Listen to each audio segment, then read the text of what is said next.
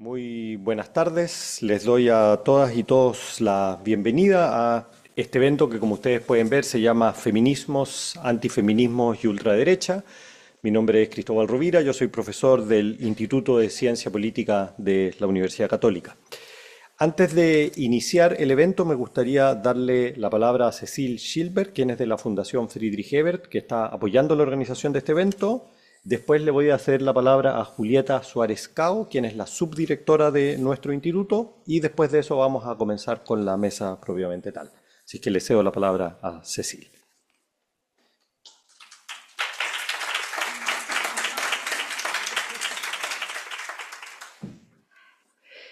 Muchísimas gracias. Y primero quiero agradecer a esta instancia, a Cristóbal, su equipo y a esta casa de estudios. Es un gran placer poder estar aquí hoy en este seminario. Y tengo que respirar primero. Es siempre un desafío hablar en español, ¿no?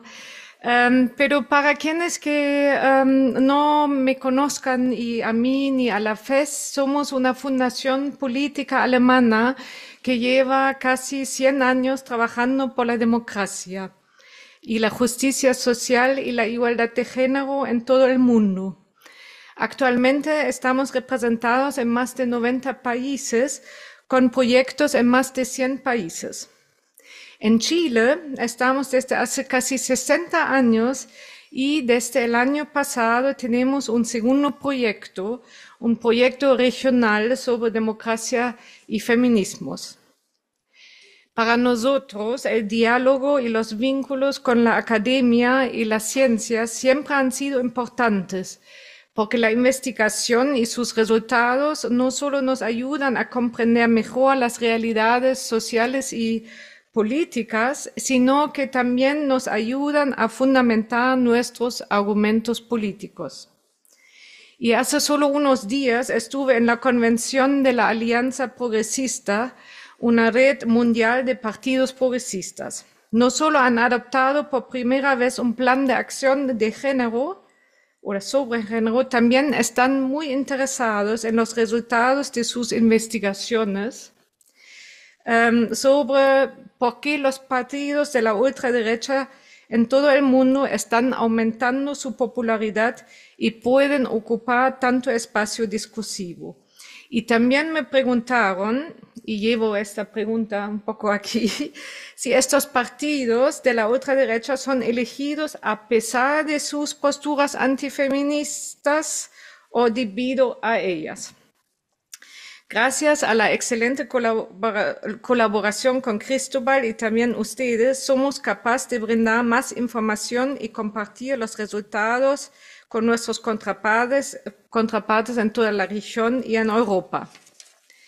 Como podemos ver, el antifeminismo, incluso a veces solo su instrumentalización, es una de las características transversales de estas nuevas corrientes en todo el mundo.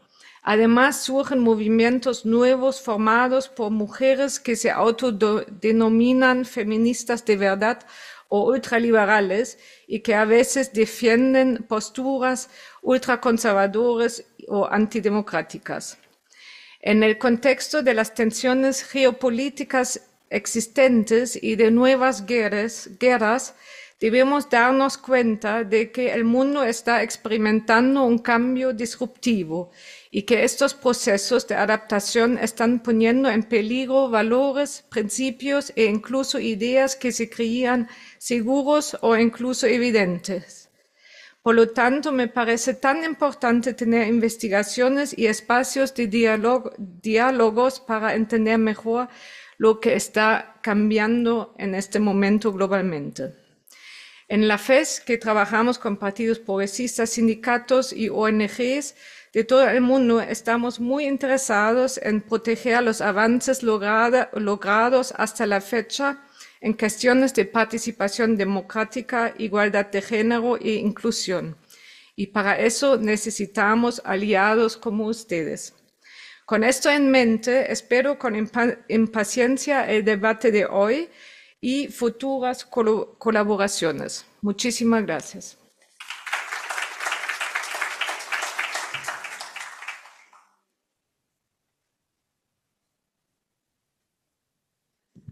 Muchas gracias por haberse entusiasmado con el evento de hoy.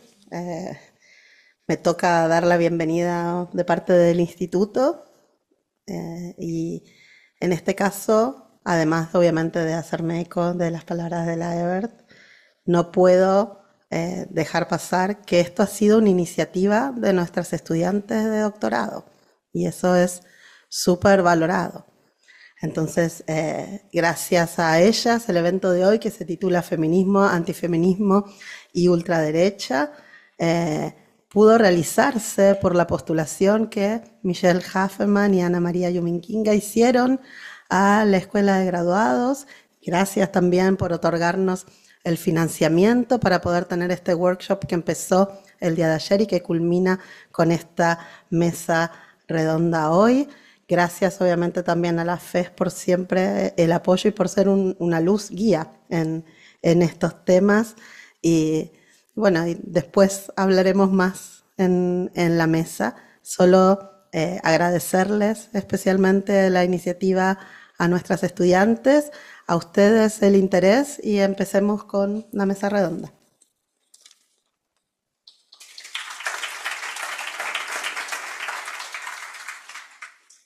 Muchas gracias, Julieta. Muchas gracias, Cecil. Como ustedes saben, el tema de esta mesa redonda es feminismo, antifeminismo y extrema derecha.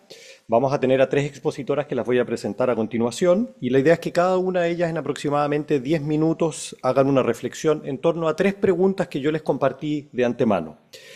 La primera pregunta que yo les hice a ellas como expertas sobre el tema es ¿qué es lo que sabemos sobre el uso de ideas antifeministas por parte de la ultraderecha? La segunda pregunta que me parece relevante abordar y que vamos a conversar el día de hoy es cómo influyen los actores de ultraderecha tanto en el gobierno como en la oposición en la agenda feminista. Y la tercera pregunta que me parece relevante de conversar el día de hoy es si tenemos evidencia empírica de cómo afecta el antifeminismo el apoyo o el rechazo público a las fuerzas políticas de ultraderecha, que es en parte la pregunta que también Cecil nos hacía. Para abordar estas tres preguntas tenemos tres grandes panelistas y expertas en el tema y las voy a presentar por su orden alfabético. Primero parto con Flavia Biroli, quien es profesora de Ciencia Política en el Instituto de Ciencia Política de la Universidad de Brasilia. Tiene un máster y un doctorado en el área de Historia Política en la Universidad Estadual de Campinas, Unicamp, pero desde hace mucho tiempo que ha venido trabajando en la ciencia política de manera más específica, donde ha desarrollado una serie de publicaciones y libros sobre temas como género, democracia, teoría política feminista y derechos humanos. Su investigación más reciente se centra en las reacciones contra el género y el retroceso democrático en América Latina. Tenemos también a Catherine Reyes Householder, quien es doctora de Gobierno de la Universidad de Cornell en los Estados Unidos, es profesora asistente del Instituto de Ciencia Política de nuestra universidad. Es investigadora asociada también del COES, y sus investigaciones han sido publicadas en una gran diversidad de distintos journals como Comparative Politics, Politics and Gender, Electoral Studies, y tiene un libro que está a punto de salir del horno, que seguramente algo nos va a contar sobre ese libro, que se titula How Women Win Presidential Elections in Latin America. Y también nos acompaña Julieta Suárez Cao, quien se presentó recientemente, pero yo la voy a presentar más oficialmente. Ella es doctora en Ciencia Política por la Universidad de Northwestern en Estados Unidos, es profesora asociada del Instituto de Ciencia Política y la subdirectora de nuestra institución. Sus áreas de especialización son instituciones políticas, federalismo, política subnacional y, por cierto, que temas relacionados a género y representación de mujeres. Sus trabajos académicos han sido publicados en gran cantidad de distintos journals, como la Revista de Ciencia Política, la Revista Colombia Internacional, Bulletin of Latin American Research, Journal of Comparative Politics y varias otras publicaciones. Sin más, entonces yo voy a sentarme al lado de ellas y le voy a hacer la palabra en el orden alfabético a cada una de ellas. Y después, obviamente, vamos a tener preguntas del público que yo voy a moderar. Muchas gracias.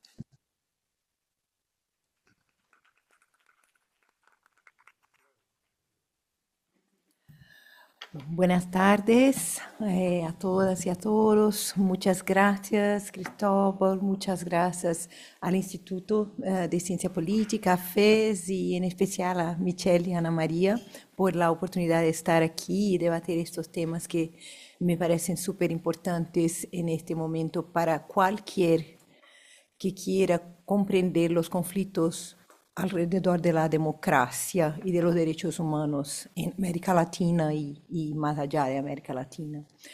Bueno, yo sigo, porque soy buena estudiante, las preguntas y espero hacerlo en tiempo. La primera pregunta es sobre el uso de las ideas antifeministas y yo pensé empezar diciendo algo que quizás sea obvio, pero me parece que tiene implicancias analíticas y teóricas importantes, que es que el antifeminismo no empieza con la extrema derecha, con la derecha radical. Por eso es importante comprender los patrones del antifeminismo hoy en el proceso más reciente. En mi trabajo hay algunos momentos que destacamos junto con colegas como importantes. En los años 1990, cuando la temática de género gana más espacio en una perspectiva de expansión del sistema de derechos humanos, en los encuentros y documentos de la Organización de las Naciones Unidas, hay una rearticulación de fuerzas conservadoras religiosas, católicas, pero también otras muy distintas. Y en América Latina, este momento es un momento en que nuevos frameworks antifeministas empiezan a circular. Al final de los años 90, la primera mención a la noción de ideología de género aparece en un documento de Perú. Después hay un momento que yo entiendo como más localmente reactivo, que es cuando hay una expansión más grande de la agenda de igualdad de género y diversidad sexual en América Latina. Hay una conexión con la llamada Marea Rosa, pero también con todo el proceso de democratización en la región, porque los movimientos feministas tienen más acceso a disputar el Estado. No es que es acceso fácil para implementar políticas, pero a disputar el Estado.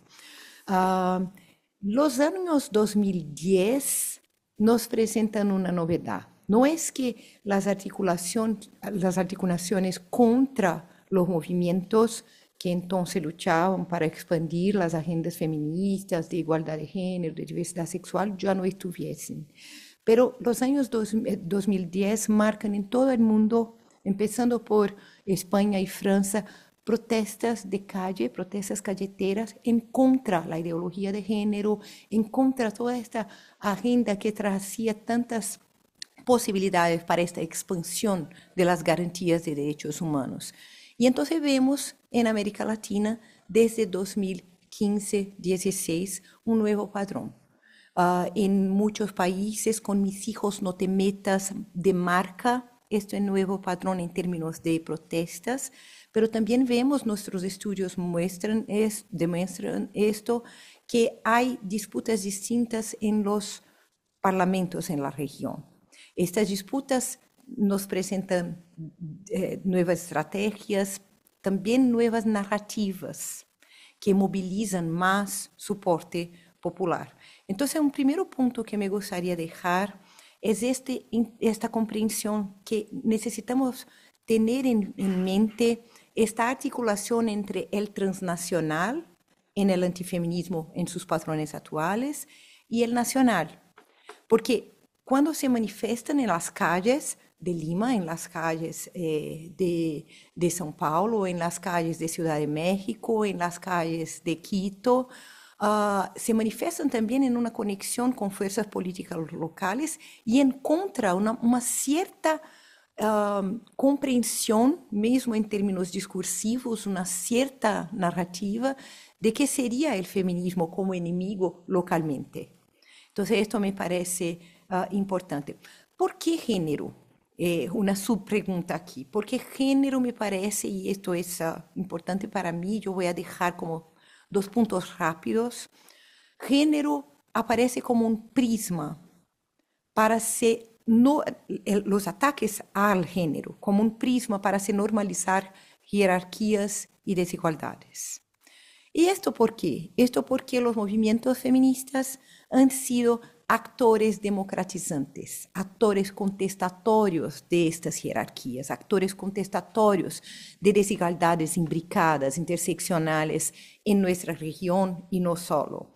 Entonces, me parece importante tener esto en mente. No es que los movimientos feministas son cualquier movimiento, son agentes democratizantes que ganan espacio, que disputan esta normalización de jerarquías en los espacios institucionales y en la vida cotidiana. Por tanto, mucha gente está tocada por esto en la manera como las relaciones de poder se organizan y son entonces vistos como enemigos por aquellos a quien parece mejor conservar un cierto orden político, social, atravesado por el género. El género no está de fuera del orden político y social. Cómo los actores de extrema derecha influencian la agenda feminista y promueven la agenda antifeminista. Voy a ser más rápida aquí. También quizás sea obvio para algunos, pero me parece importante. Disputan el Estado y la sociedad. Lo hacen conjuntamente. Disputan el Estado en el sentido de acceso a los recursos de Estado, pero también disputan la sociedad en términos de cómo las mentes son percibidas, porque hay una idea de que los valores feministas ahora circulan y cambian la gente, cambian a los más jóvenes, y esto es una parte de cómo operan.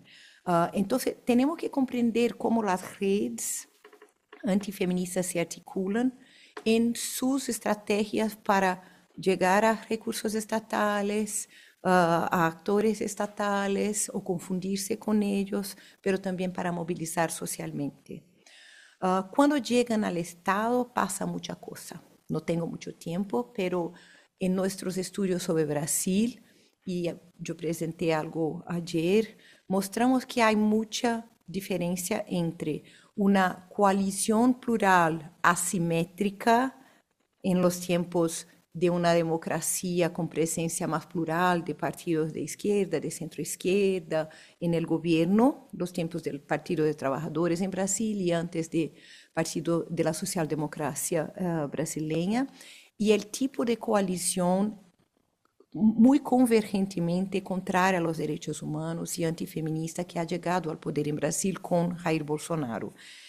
No solo se oponen a las políticas feministas, pero también presentan una serie de alternativas en términos de policy, de políticas, y en términos de conexión con la sociedad civil. Son otras redes, otros actores, y estas políticas tienen al centro la idea de que es necesario fortalecer las familias en una perspectiva que es no solo heteronormativa, pero algo que yo conceptualizo como fortalecer familias funcionales vis-a-vis un desmantelamiento de las políticas públicas de Estado. Entonces pasa también por una economía política y por disputar las responsabilidades que el Estado tiene vis-a-vis las responsabilidades que las familias tendrían. Entonces son familias en una perspectiva moral, pero también de cómo funcionan en términos económicos en la sociedad.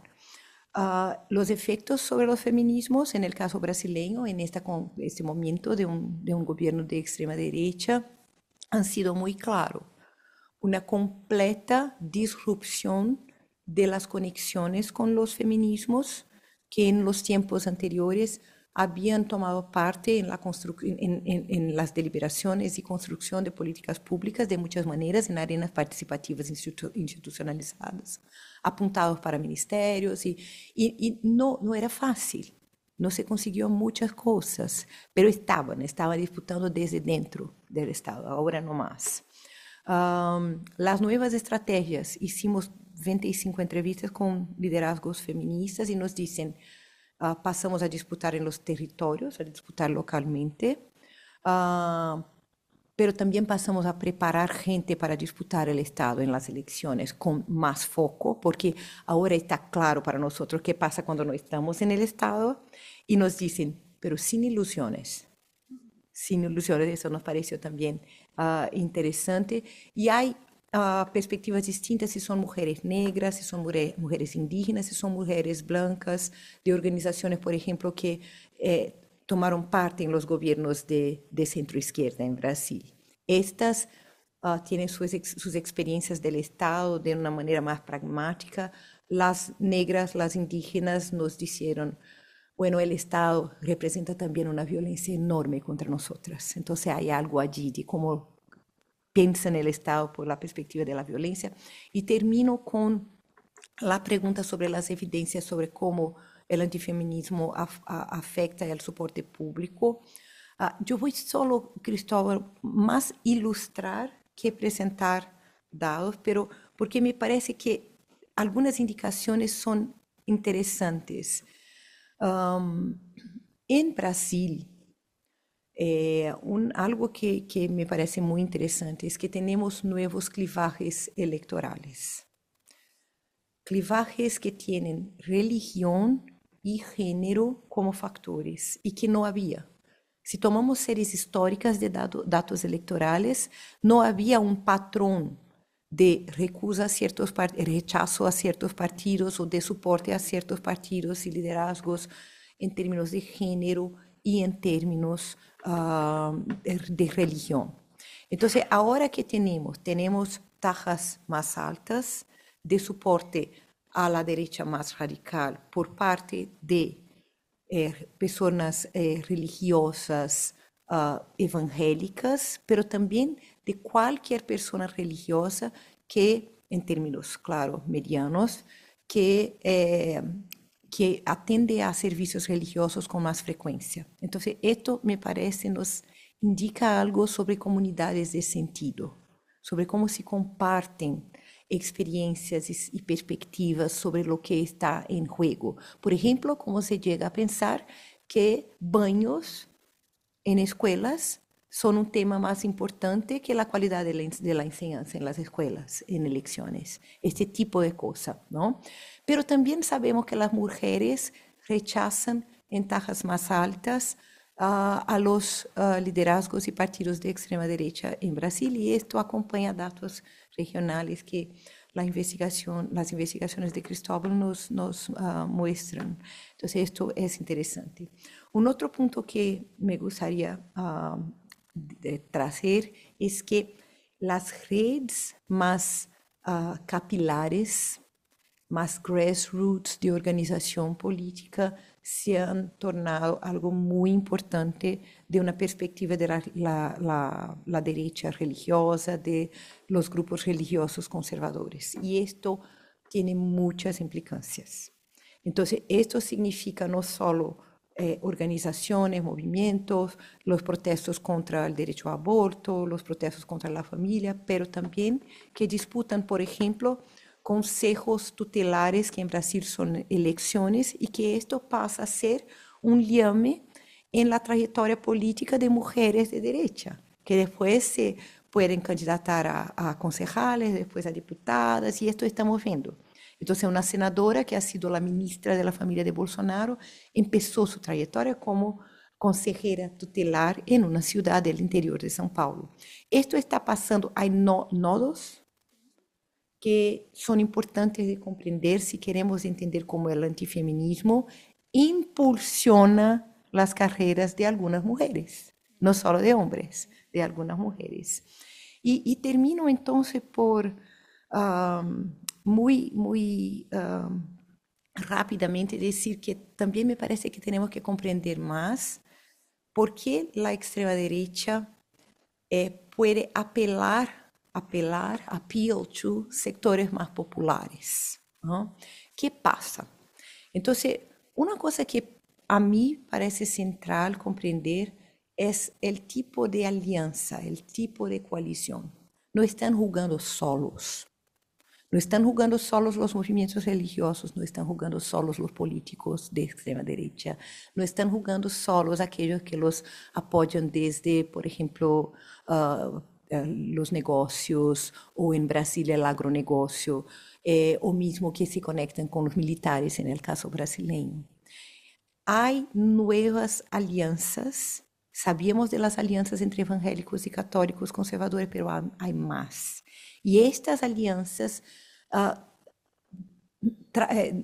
les dan una capacidad de influencia social y de influencia en términos políticos ampliada.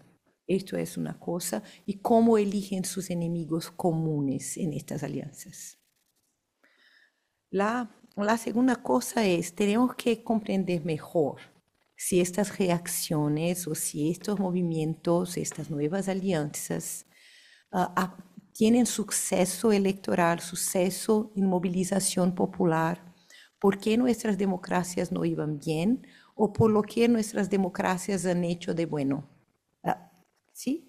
¿Por qué han fallado, failed people? O porque han promovido políticas de garantías de derechos humanos, expandido estas políticas de manera que hay estas dos hipótesis están en la literatura y no hemos decidido cuál. Yo pienso que pueden estar combinadas. Podemos comprender que quizá que las dos cosas tienen relevancia, pero me parece que sería interesante apostar más en términos teóricos y en términos analíticos en comprender qué pasa para que entonces sepa, no, y así termino, una cosa sabemos, no vale el camino de que la gente no sabe de nada, no, esto no. ¿Qué la gente ve en esta oferta política? Esta es la pregunta. ¿Qué esta oferta política presenta a la gente? ¿Qué problemas están en la vida de las personas? ¿Y qué problemas afectan distintos sectores? Por eso distintos sectores apoyan. Esto me parece importante también. Muchas gracias.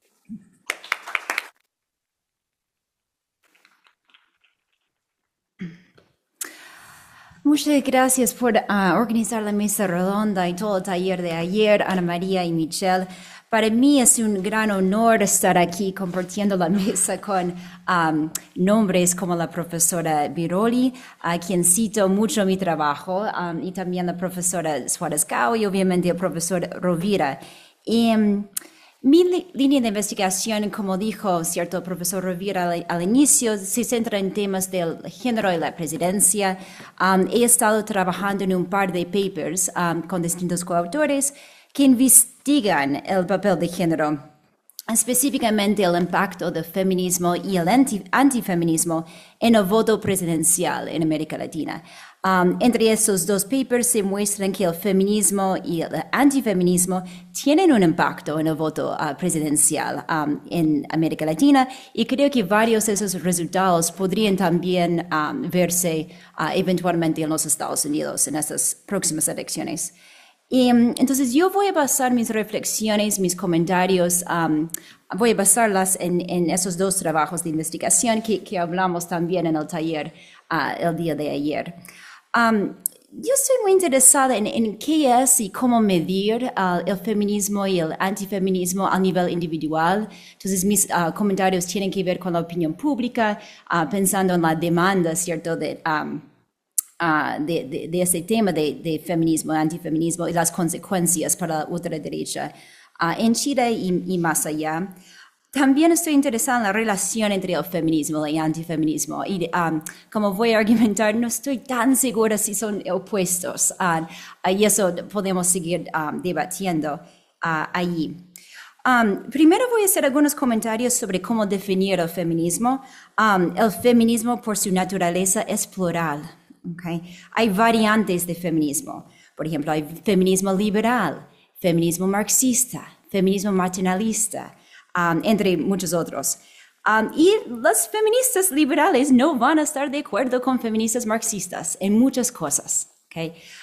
Y está bien, una de las cosas bonitas, ¿cierto?, del feminismo es esa diversidad intelectual, es tolerar el disenso y el debate interno y apreciar eso. Y no hay que sofocar tampoco el disenso interno, sino escucharlo y apreciarlo.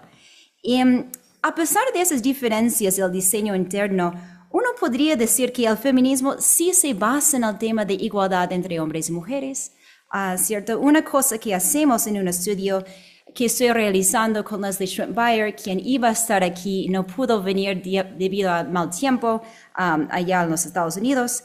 Pero con ella estamos midiendo actitudes feministas con preguntas sobre cuánto estás de acuerdo con frases como cuando hay pocos trabajos, los hombres deberían tener el trabajo.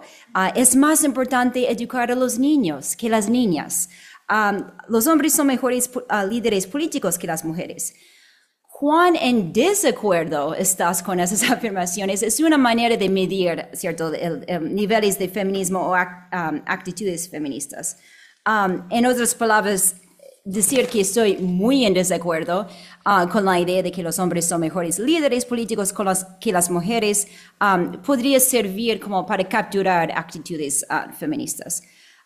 Otra manera de medir el feminismo es preguntar sobre autoidentificación con el feminismo. ¿Te consideras feminista? No estás midiendo actitudes feministas allí, sino una identificación con el feminismo. Entonces, en el estudio que estamos realizando, ¿cierto?, con Leslie Schmidt-Beyer, tenemos dos mediciones de feminismo. Las actitudes feministas y autoidentificación feminista, y mostramos que esto sí ha influido en el voto presencial en 3 países, Chile en 2021, Brasil, en 2022 y Argentina en 2023. Llegando esto, relacionando esto con el tema de ultraderecha, se muestra que el feminismo disminuye, ¿cierto?, el voto para Cast, Bolsonaro y Milei en esas últimas elecciones.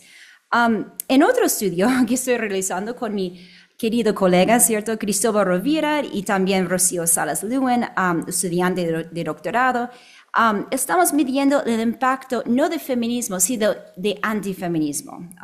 Y específicamente midiendo esto y relacionándolo con apoyo para Cast y Boric en Chile. Aquí definimos antifeminismo como sentimientos negativos hacia las feministas y el movimiento feminista. Entonces, medimos esos sentimientos a través de preguntas sobre cuánto estás de acuerdo con las siguientes afirmaciones. Okay. El feminismo se trata de odiar a los hombres, es una afirmación. Las sociedades modernas priorizan a las mujeres por encima de los hombres. Las mujeres usan el feminismo para ganar de manera injusta ventajas sobre los hombres. Y la última afirmación, ¿cuánto estás de acuerdo con esto? Las feministas buscan ganar el control de los hombres.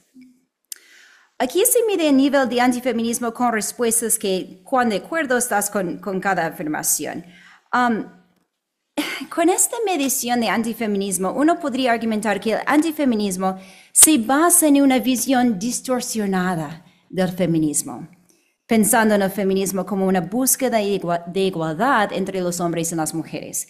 Entonces, sentimientos negativos hacia las feministas y el movimiento feminista podría derivarse en una preocupación que el movimiento feminista actual se está radicalizando, que está yendo un poco más allá de donde debería estar el objetivo de igualdad entre los hombres y las mujeres. Es razonable pensar que las personas feministas van a tener menos probabilidad de tener sentimientos antifeministas. Uno pensaría que habría una relación entre feminismo y antifeminismo. Y es razonable pensar que las personas con sentimientos antifeministas van a tener menos probabilidad de autoidentificarse como feministas o tener actitudes feministas. Sin embargo, dado el hecho de que al menos nuestra definición de antifeminismo se basa en una percepción de que podría estar equivocada o no, que se puede abrir el debate, ¿cierto?, del feminismo, yo diría que uno podría ser feminista con sentimientos antifeministas, según esto. Tal vez uno podría ser a la vez feminista, es decir, que cree en la virtud de la igualdad entre los hombres y las mujeres, y a la vez antifeminista en el sentido de pensar que tiene sentimientos negativos hacia el movimiento feminista actual. Okay. Aquí creo que podría haber una discusión, una distinción interesante entre el feminismo y el antifeminismo, y podríamos discutir si uno es el opuesto o no. Yo tiendo a pensar que no necesariamente, que deberíamos tal vez cuestionar esto. Hay mucho consenso entre psicólogos, por ejemplo, que ser femenino no es el opuesto de ser masculino. Uno podría tener atributos femeninos y atributos masculinos a la vez, o uno podría ser una persona que no tiene tampoco atributos femeninos y tampoco atributos masculinos. Masculinidad y feminidad no son polos opuestos, ¿okay? Nos dicen los psicólogos. Tal vez podríamos pensar que deberíamos medir feminismo de manera diferente del antifeminismo y no en la misma escala, y no usando las mismas preguntas, las mismas herramientas. Y yo creo que así tal vez podríamos apreciar mejor la complejidad de actitudes feministas y sentimientos antifeministas. Y eso podría servir para acordarnos que hay debates sanos sobre lo que debería ser el feminismo, cuáles deberían ser las prioridades del feminismo, cómo deberían actuar los protagonistas del movimiento feminista. Cierro volviendo a la tercera pregunta que nos hizo el profesor Rovira sobre el impacto de feminismo y antifeminismo en el voto presencial. No voy a entrar en muchos detalles técnicos sobre el estudio que estamos llevando a cabo con mi coautora Leslie Schmidt-Beyer, pero encontramos que el feminismo en este estudio, medido como autoidentificación feminista y también como actitudes feministas, disminuyó el voto presencial para 3 candidatos presenciales en las últimas elecciones en Chile, Brasil y Argentina. Entonces, Castro en 2021 en Chile, Bolsonaro en 2022 en Brasil y Milei en 2023. Y nuevamente en paralelo analizamos con el colega profesor Rovira y Rocío Salaluen, analizamos datos de una encuesta cara a cara representativa de toda la población de Chile entre septiembre y noviembre de 2022 y encontramos que chilenos con más sentimientos antifeministas tienden a ser hombres socialmente conservadores con preferencias autoritarias. ¿Okay? También encontramos que sentimientos antifeministas predicen bastante bien el apoyo para José Antonio Kast del Partido Republicano y a la vez el antifeminismo parece disminuir el apoyo del presidente Gabriel Boric. Entonces creo que esos hallazgos, y con eso termino, ayudan a confirmar algunas de nuestras intuiciones que tenemos en la academia y tal vez también en la política, los movimientos sociales, del papel fundamental del género. Feminismo y antifeminismo ambos son importantes en entender cómo funcionan las elecciones presenciales en Chile, Argentina, Brasil y más allá. Muchas gracias.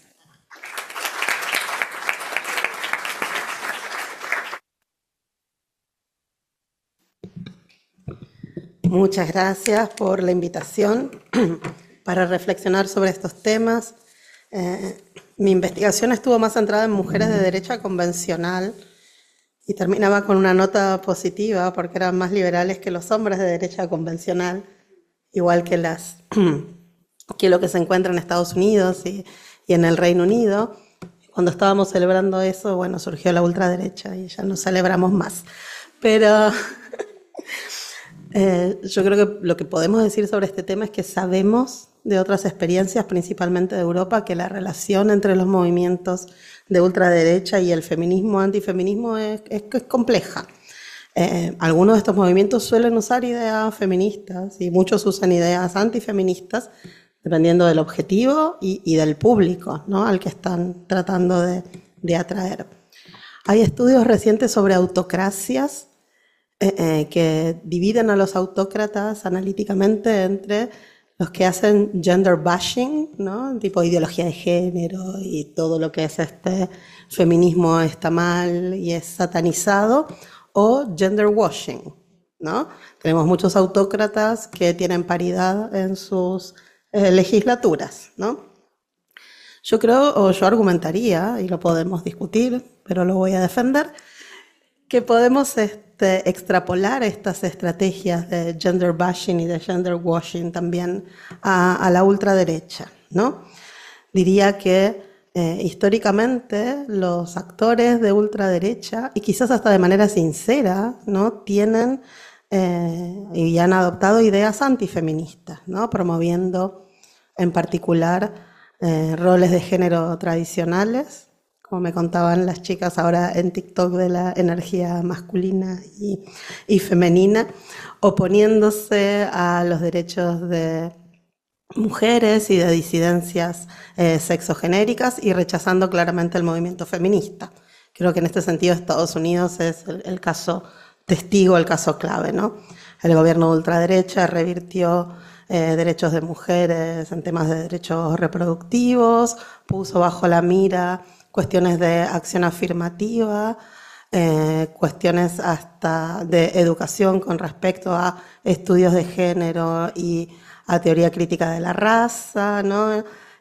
Discutiendo lo de los baños, como contaba también Flavia. Esas son claramente para mí estrategias que las llamaría de gender bashing, ¿no? Y donde hay mucho financiamiento además transnacional. Podemos ver ahora el proyecto 2025, ¿no? Que está empujando Trump si gana las elecciones, ¿no? Y en este sentido hay una forma de oposición a la democracia liberal, a la justicia social y a los derechos humanos en general. Pero en Europa nos encontramos actores de ultraderecha que emplean una cierta retórica feminista de manera instrumental, estratégica, yo diría por ahí no sincera, pero eso no lo podemos saber. Por ejemplo, esta idea, ¿no?, de proteger a nuestras mujeres de los migrantes que vienen a atacarla, ¿no? Y entonces actores de ultraderecha que utilizan algunos recursos cercanos al feminismo, este concepto del femonacionalismo, ¿no? Pero que en realidad es más bien como una excusa o una utilización, como los medios, ¿no?, de la retórica feminista para defender posturas islamófobas, xenófobas, aporófobas, ¿no? Entonces es una utilización instrumental, y esto es lo que yo diría más cercano a estas estrategias de gender washing, ¿no? A limpiar, a utilizar estas mismas estrategias con este pretexto de estar defendiendo a nuestras mujeres, ¿no?, que son blancas como nosotros, de nuestra misma religión como nosotros, de nuestro país, que no vienen de afuera, etcétera, versus el mal que viene de otro lado, ¿no? Algunos partidos además incluso utilizan la representación descriptiva de las mujeres. Me da mucha vergüenza, voy a decir una palabra en alemán, yo no hablo alemán, Cecil, te pido mil disculpas, Arlette, Cristóbal, Flavia, todas las personas que hablan alemán acá, pero los partidos, digamos, de ultraderecha en Europa se dice que son Männerparteien, ¿no?, partidos de hombres. Son partidos de hombres a los que votan los hombres. Hay un paper el año pasado muy bueno en la American Political Science Review de Ana Catalano Wicks con coautoras. Ellas encuentran que en Europa, cuando estos partidos se ven amenazados electoralmente y tienen un techo, ¿no?, porque las mujeres no votan por este partido, para tratar de conseguir votos de mujeres empiezan a nominar más mujeres y las ponen en posiciones mucho más visibles, aparecen en las campañas, ¿no? Esta idea también, obviamente, de gender washing, ¿no?, utilizando a las mujeres para conseguir estos votos, y las autoras muestran que además esto funciona, ¿no?, que aumentan su votación, que estas estrategias son útiles.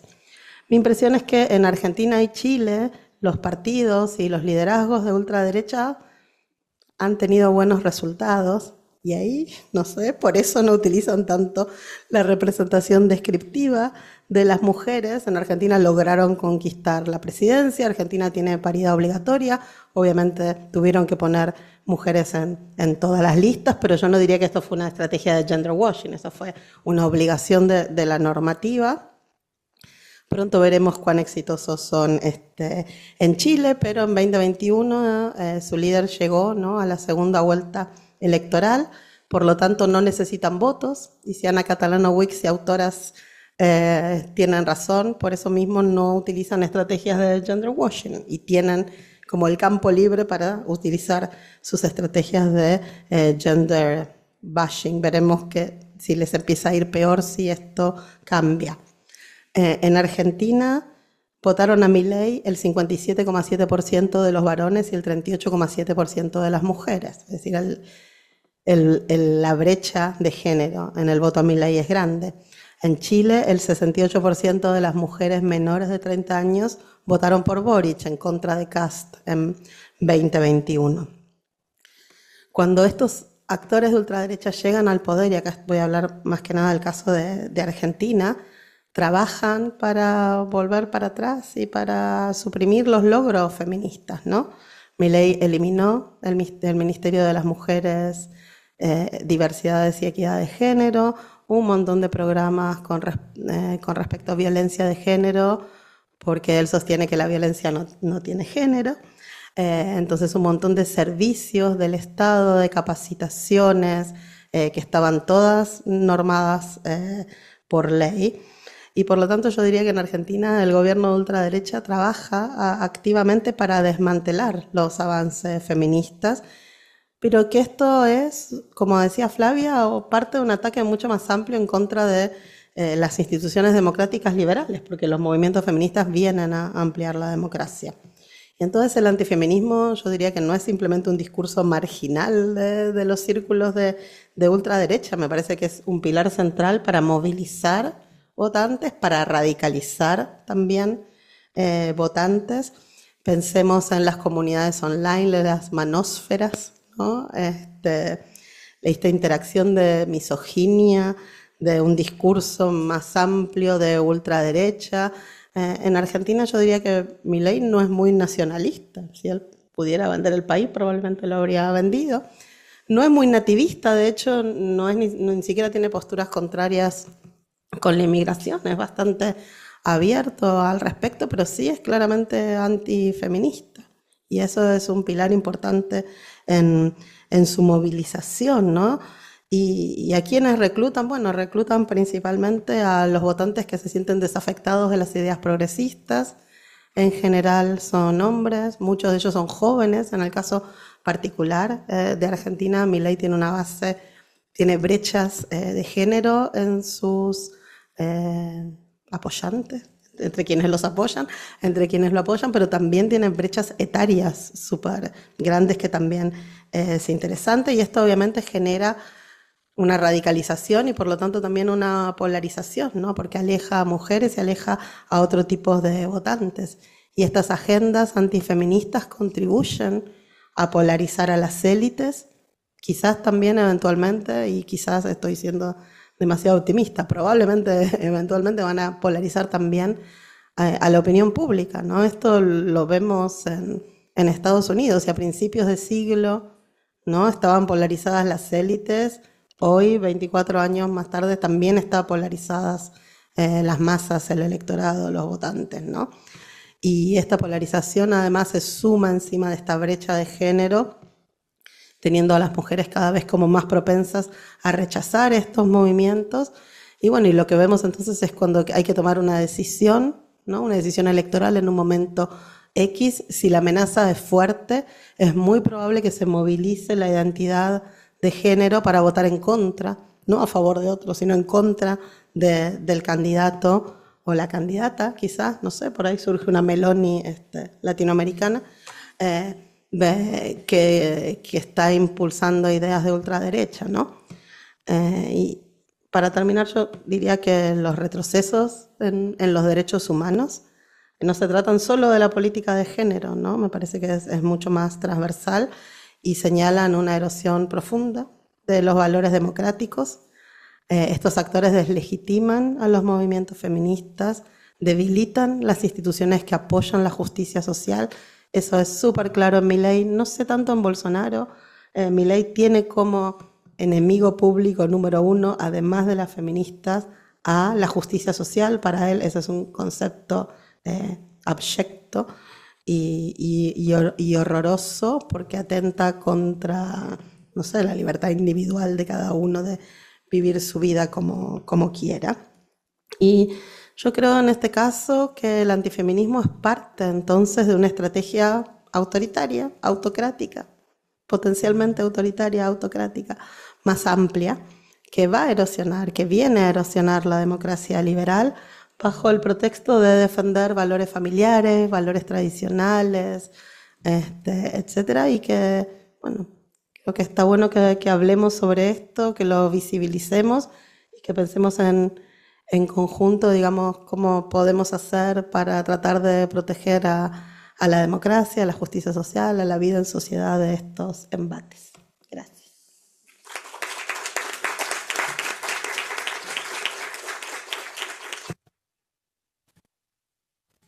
Bueno, muchas gracias a nuestras tres expositoras por estas reflexiones y ahora yo voy a abrir el espacio para quienes tengan preguntas o dudas. Yo tengo un par de preguntas que anoté, pero prefiero guardarme y le doy primero la palabra a las personas y después yo también sumaré mis preguntas. Muchas gracias. La pregunta que tengo yo es respecto efectivamente a este movimiento, o sea, la importancia del género dentro de la política, pero quiero preguntar más específicamente respecto a los movimientos antitrans o a lo que se refiere Judith Butler como los anti-gender. Porque no es tan simple como ser pro o contra feminista, y de hecho hay varios grupos feministas que se autodenominan feminismos radicales que tienen casi al centro a estas alturas un movimiento antitrans. Entonces me gustaría preguntarles a ustedes si ven que estos movimientos que son antigénero pero profeminista están más cerca de la izquierda o de la derecha, si es que existen tal vez alianzas o como hablábamos antes de movimientos progresistas, si es que son irreconciliables con ellos o parte de ellos. Ese es un tema que me gustaría preguntar.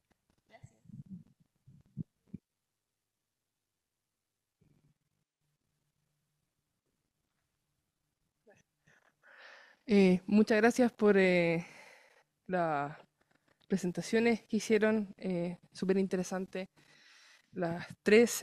Yo tengo una pregunta como súper específica para Catherine, pero también me gustaría, por supuesto, si los demás también quieren comentar, respecto al antifeminismo, porque, claro, me llamó la atención que antifeminismo estabas pensando, Catherine, también ayer lo mencionaste en el taller, respecto de personas que creen que se radicalizó un poquito el feminismo, va un poquito más allá de la igualdad entre hombres y mujeres. Pero, ¿qué pasaría si es que hay otra categoría también de antifeminismo de personas que directamente no creen en la igualdad entre hombres y mujeres? Creo que es algo que quizá también valdría la pena considerar como antifeminismo. Y lo otro, y esto es como más bien, más que una pregunta específica para alguien, quizá una reflexión, respecto a lo que decía Flavia sobre nuevos clivajes electorales, sobre religión y género, cómo aplica eso para Brasil.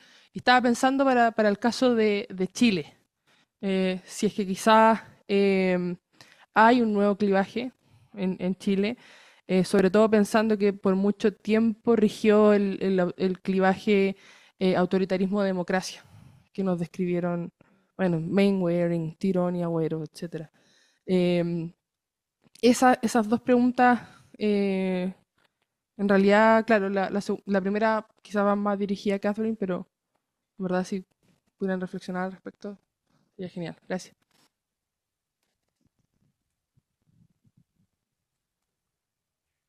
Hola, muy buenas tardes. Felicito a las expositoras por esta presentación. Me gustaría saber si quedar en claro, si son dos cosas las que me gustaría preguntar. Dos cosas. La primera, si entre feminismo y antifeminismo hay algo neutro.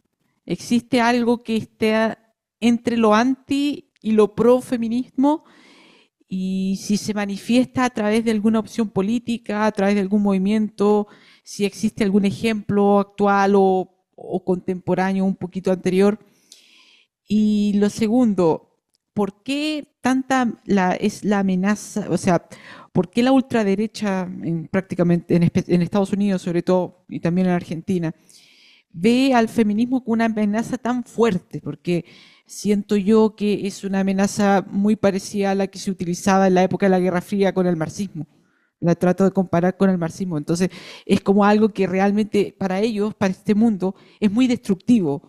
Y yo siento desde mi posición, que soy hombre, que el feminismo no creo que vaya a traer una situación de bipolaridad tan fuerte. Y las ultraderechas están tratando de instrumentalizarlo esto como si fuese el fin del mundo, prácticamente. Entonces, ¿Por qué la ultraderecha actúa de esa forma? Eso quizás es la pregunta que me dirijo a usted. Muchas gracias.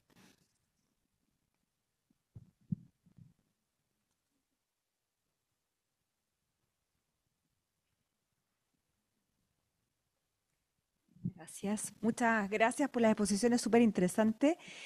Para Catherine, quería preguntar algo que está conectado tal vez con lo que decía recién la persona que preguntó. Em, ¿Cómo caracterizar mejor esto? Porque me parece súper interesante esto de que no sean opuestos feminismo antifeminismo. Creo que es clave, que es algo que abre la cabeza para explorar nuevas cosas. Y cómo poder caracterizar mejor ambos grupos. Si nos puedes contar un poquito más, porque ya algo dijiste, pero un poquito más detallado. Y para Julieta, quería contarle que hace un par de semanas estuvimos en Buenos Aires en un evento con mujeres políticas progresistas y les llevamos a unas chicas que están haciendo un estudio sobre mujeres de ultraderecha, liberales, que se autodefinen como feministas. Y hay todo un mundo ahí muy interesante. Ellas conectan con el feminismo principalmente con el tema de la violencia de género. Por eso van a las marchas del 8M, se movilizan en contra de la violencia contra las mujeres en noviembre y así. Y se pelean internamente también con otros grupos dentro, no, incluso con mujeres dentro de la derecha, de la ultraderecha, con las que están más en el área religiosa, las que pescan esa tecla de la familia tradicional, las señoras les dicen ellas, que son como mujeres mayores y qué sé yo, que tienen este concepto muy tradicional en su cabeza, versus ellos las jóvenes que están muy por la autonomía económica, la autonomía del cuerpo, incluso pueden ser pro aborto, en fin. Y lo que nos pareció más interesante de la explicación de ellas es que ellas partieron estudiando este fenómeno en Argentina, pero se dieron cuenta que no era el único país que tenía esto. Y porque ellas mismas les decían, nosotros leemos esta literatura, tienen libros que leen. Nosotros nos trabajamos en red con otras organizaciones similares a las nuestras en otros países. Tenemos un paraguas internacional que se llama la Fundación Lola, y se juntan, y de hecho ahora a fin de año van a tener una gran reunión, creo que en Argentina o en Brasil, no recuerdo bien dónde. Y además tienen sus referentas, están muy vinculadas como al feminismo clásico, Simone de Beauvoir, qué sé yo, y pescan todo los aspectos como más liberales del feminismo tradicional. Entonces, claro, efectivamente hay esta brecha enorme de votantes de Milei entre hombres y mujeres, jóvenes, gente mayor, qué sé yo, pero también existe este mundo que creo que hay que ponerle atención porque está creciendo. O sea, tienen redes en Chile, tienen redes en Brasil, tienen, en fin. Entonces, solamente para aportar un granito más en la ensalada esta.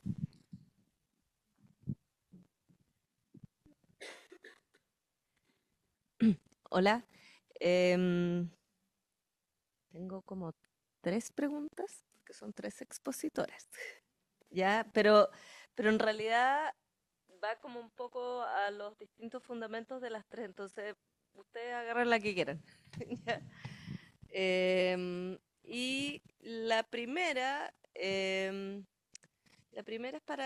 de alguna manera para Catherine, pero insisto, podría contestarla cualquiera de las 3. Y tiene que ver con, y las 3 preguntas están todas ligadas, con ultraderecha. Mi pregunta es por qué eso está en singular y no en plural. ¿Ya? Espérense que no soy muy articulada yo para estas cosas. Y se me perdió, claro, se me retrocedió el cuaderno de charla. Ahí, perdón. Y ya, a ver, porque me parece a mí que más o menos entendemos que es de derecha, así, en general. No sé si entendemos también qué diferencia a los distintos partidos o ideologías o tradiciones dentro de las derechas. Por ejemplo, lo que habló Julieta de Milei pone clivaje súper claro entre liberalismo económico, pero que la cuestión religiosa le importa poco.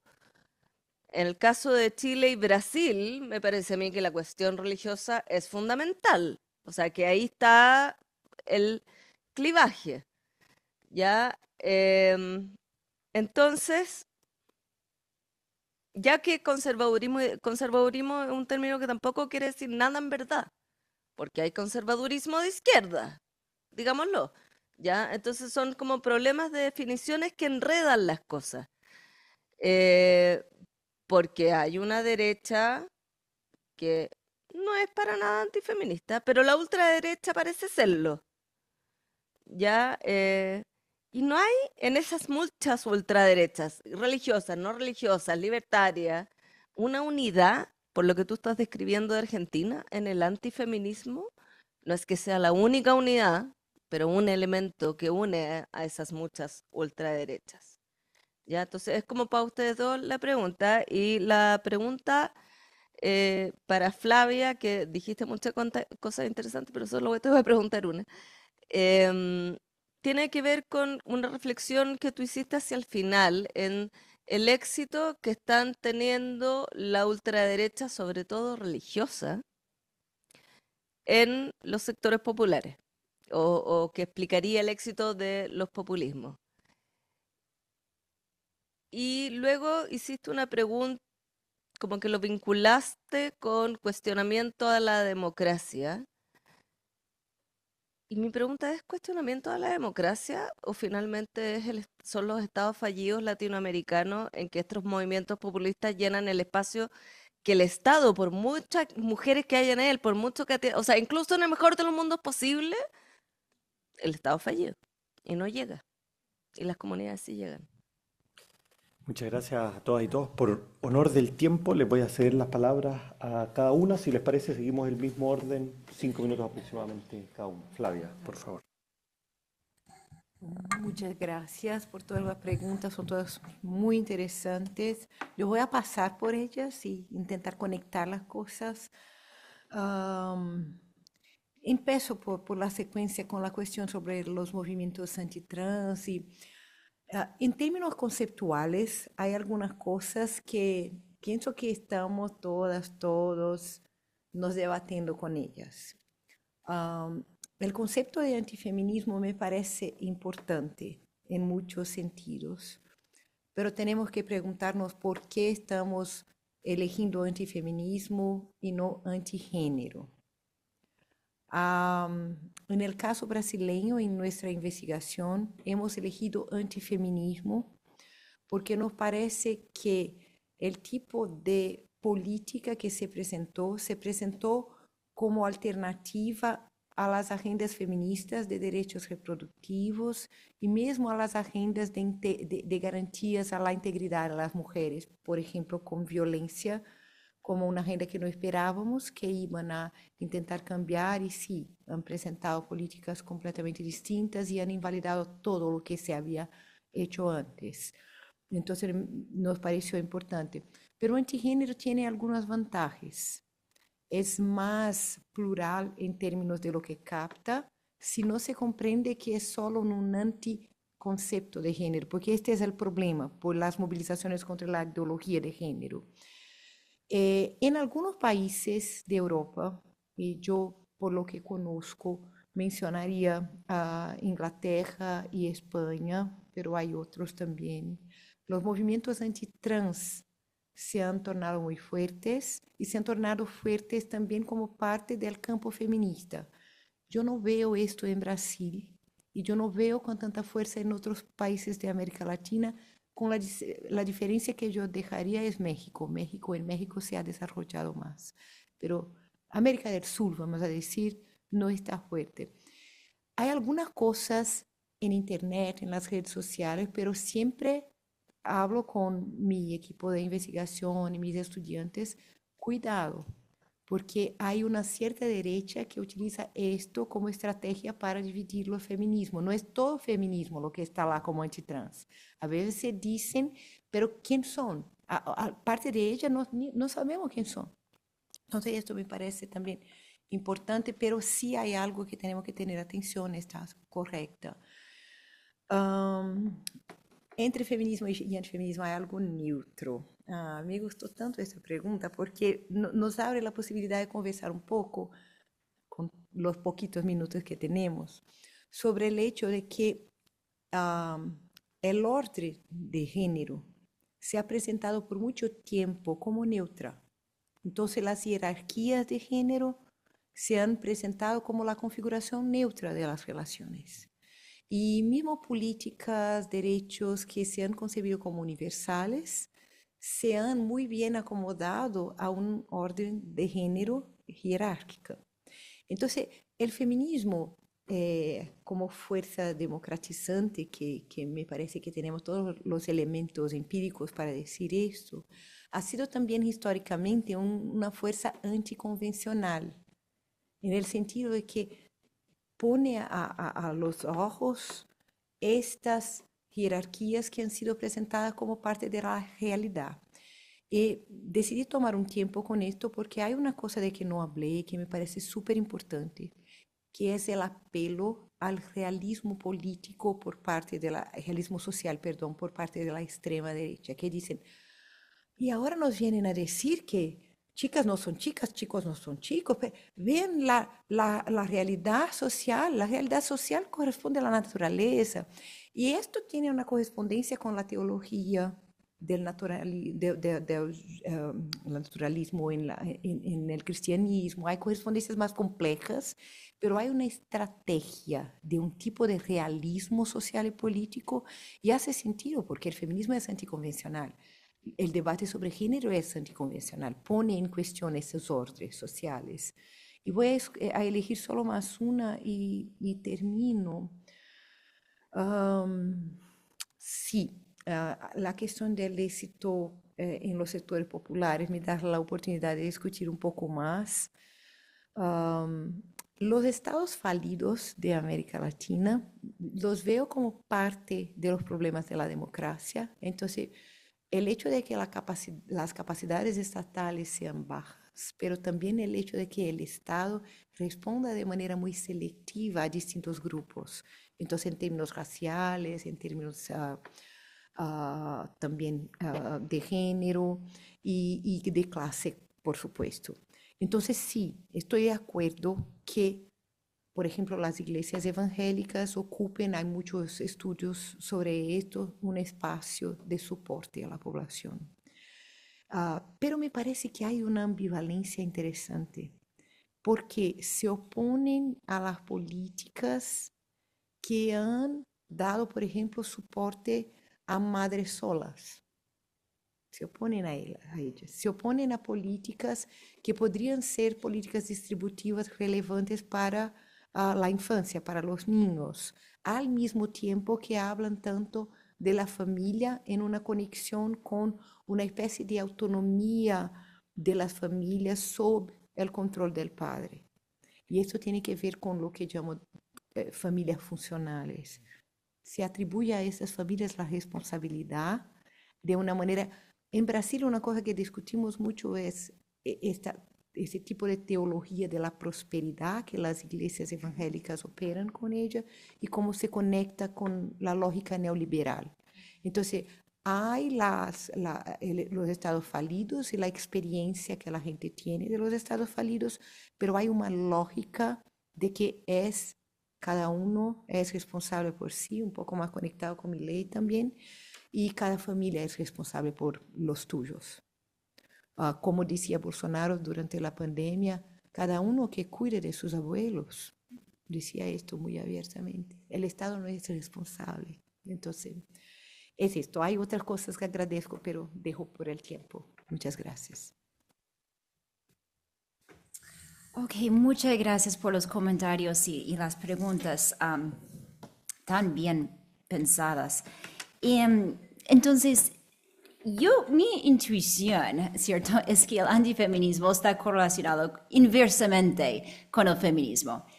Mi problema es que, como mencioné, que son dos papers diferentes con los cuales estoy trabajando, dos bases de datos diferentes, entonces no puedo medir directamente la relación entre el feminismo y el antifeminismo.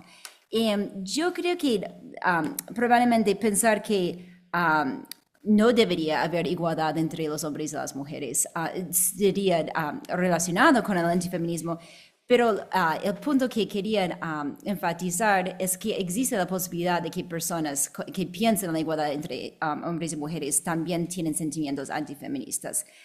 Entonces, lamentablemente, no puedo relacionar directamente en el mismo estudio los dos conceptos. Son dos papers diferentes, dos bases de datos diferentes.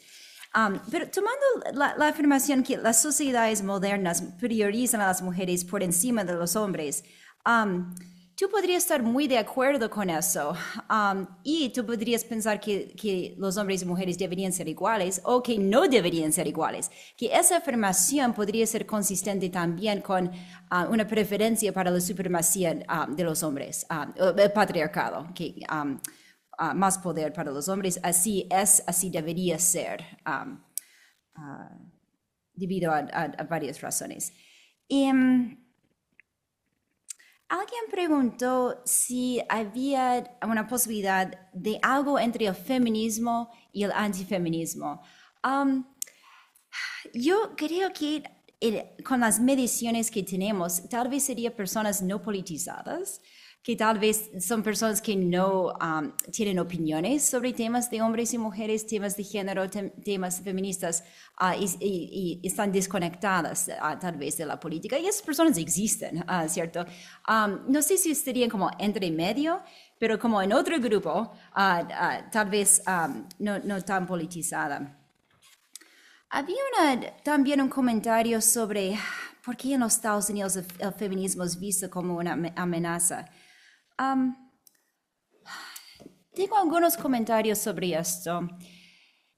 Yo he escuchado mucho a Trump, ¿cierto?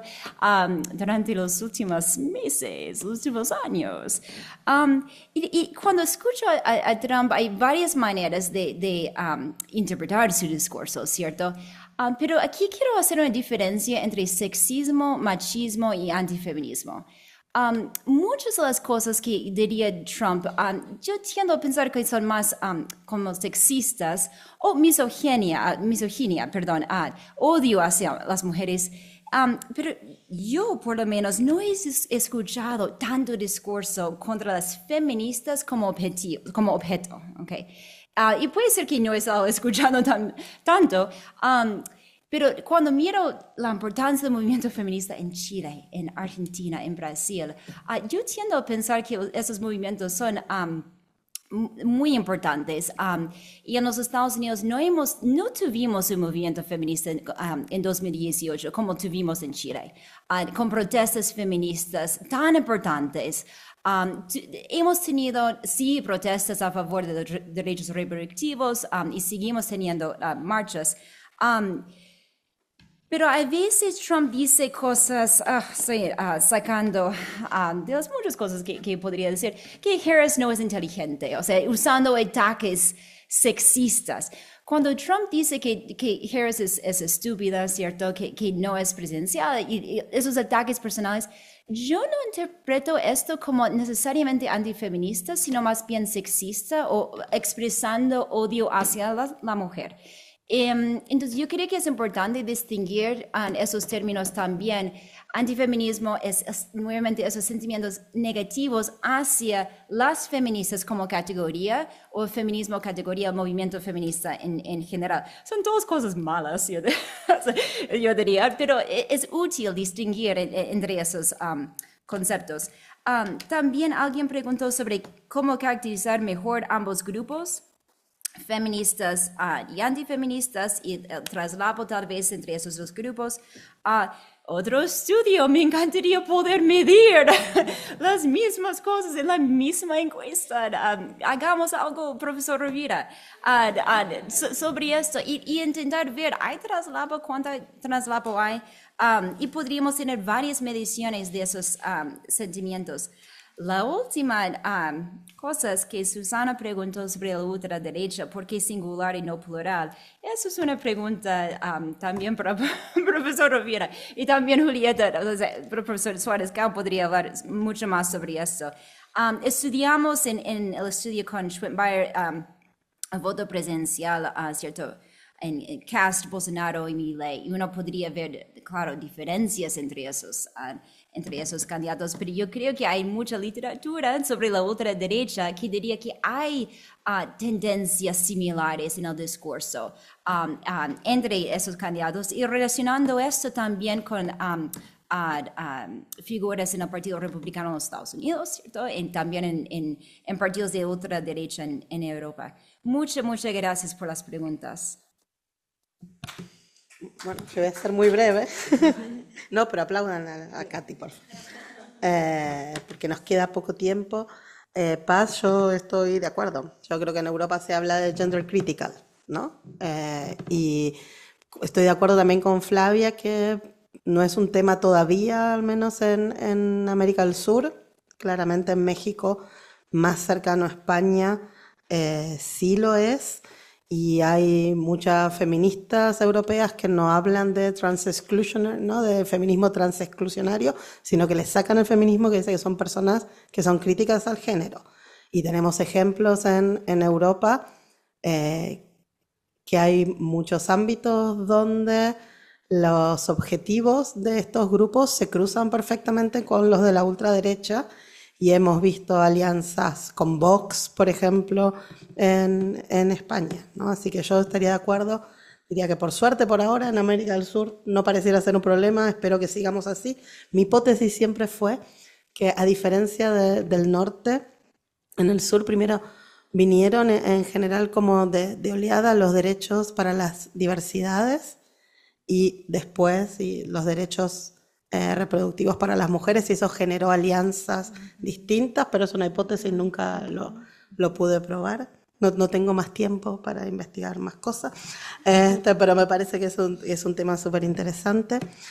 Nerea, yo pensaría en identidades que se activan, ¿no? Digamos, si estamos ahora, y pienso, por ejemplo, la gran pregunta de por qué las mujeres votaron en contra de la propuesta constitucional feminista. Y bueno, porque esa campaña no activó identidad de género, activó otras identidades. Por eso Catherine encuentra que en la segunda vuelta de estos países sí se activa la identidad feminista, porque hay una amenaza ahí y las campañas se enfocan en eso. Entonces yo creo que hay algo ahí, ¿no? De sociedades cada vez más complejas, de personas y electorados con identidades múltiples y que no todas se activan, que muchas veces no son coherentes. Ahí después me gustaría que charláramos con Cathy si realmente es que el feminismo y el antifeminismo no es que no sean opuestos, sino que la gente no tiene posiciones coherentes y que puede tener posiciones feministas y antifeministas mezcladas porque estamos en una era también de ideologías mucho más laxas, que mal las ideologías nos generan una coherencia de nuestros sistemas de ideas. Arlet, sí, las conozco, hay una nota en la revista Anfibia, para la que les interese, son 2 sociólogas, son muy buenas ellas, y están investigando a estas militantes mujeres jóvenes que se autodefinen como feministas. Yo no le voy a sacar el carné a nadie, pero dentro de los movimientos libertarios, y es una investigación también muy interesante. Susana, esto sí es una pregunta más para Cristóbal. Yo diría que por ahí podríamos pensar en ultraderecha con apellidos, ¿no? Ultraderecha populista, ultraderecha nacionalista, ultraderecha nativista, ultraderecha economicista, por llamarlo de alguna forma, pero no me quedaría tan tranquila que es un tema de estados con bajas capacidades, como vemos en Europa, en Estados Unidos. Me parece que ni siquiera eso es un escudo, ¿no? Me parece que puede pasar casi en cualquier sociedad más allá del nivel de efectividad de sus estados. Perfecto, le doy entonces muchas gracias a Catherine, a Flavia, a Julieta y a todos los presentes por haber estado el día de hoy acá. Muchas gracias.